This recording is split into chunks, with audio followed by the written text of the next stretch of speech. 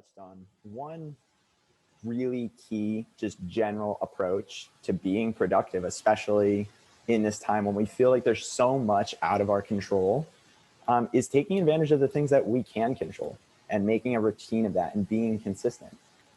So that means waking up at a similar time every day. And that doesn't mean that I have to have the same alarm 7 days a week, but trying to be consistent on a sleep schedule and identifying the times of day that I'm most productive, right? Some of us are morning people.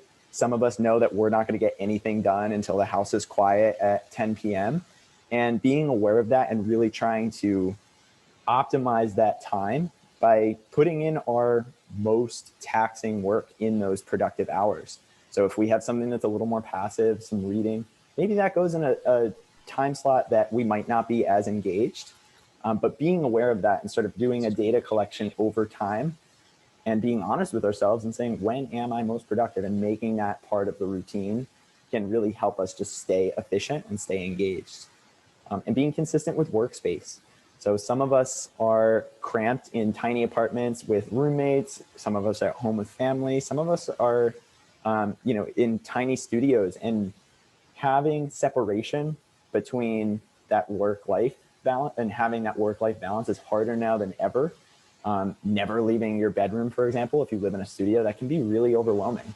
So having a dedicated space where you say, okay, this desk, this table from 9 to 5 is where I do work, and sort of making it I go into this other room, I go into this space, it can allow us to feel more balanced sometimes and allow us to really stay engaged because, okay, yeah, I'm in this area.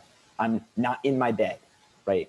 I'm not sitting somewhere where I want to relax at the end of the day and just unwind and watch TV. Expecting and planning for breaks. So we, a lot of the time, take breaks because we can't focus for 8 hours at a time. That's natural. I can't stare at a screen for more than an hour at a time. I know that about myself. And at some point I need to take a break then, right? But too often we don't plan for those breaks and we don't expect those breaks. They come up and then we feel guilty. I feel guilty that I didn't stay in the library for X number of hours, that I didn't do all the reading in one shot.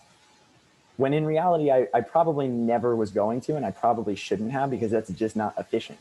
And then I wind up not actually enjoying the time that I'm taking my break. So if I can plan out those times and say, okay, yeah, after an hour of working, I'm going to go and talk to my roommate for 10 minutes. I'm going to respond to those texts that I've been putting off. I'm going to go outside.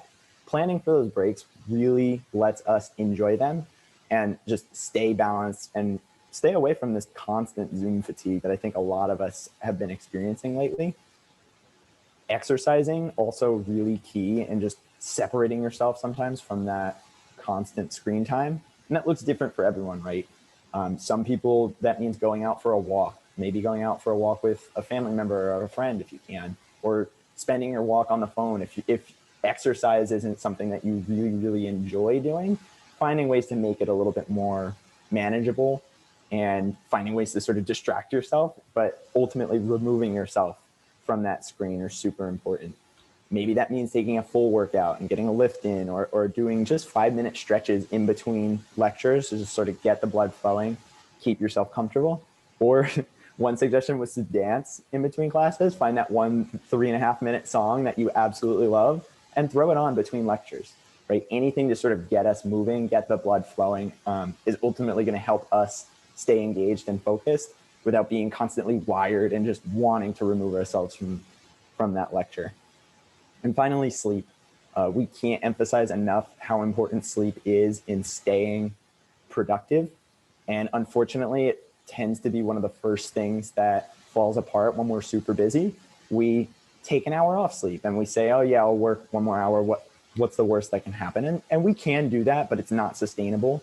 So trying to say, at some point, I need to prioritize just my basic physiologic needs over getting in those last couple minutes of reading. Sometimes that's important. And a simple just strategy to make sure you check something off your list every day, have some control over something, make your bed when you wake up, right? It takes 1 or 2 minutes, but at least you start your day having done something very tangible, very concrete. And ultimately, in a practical sense, it prevents you from getting back under the covers and putting yourself in that space where you're naturally going to not be productive. You're naturally going to want to doze off.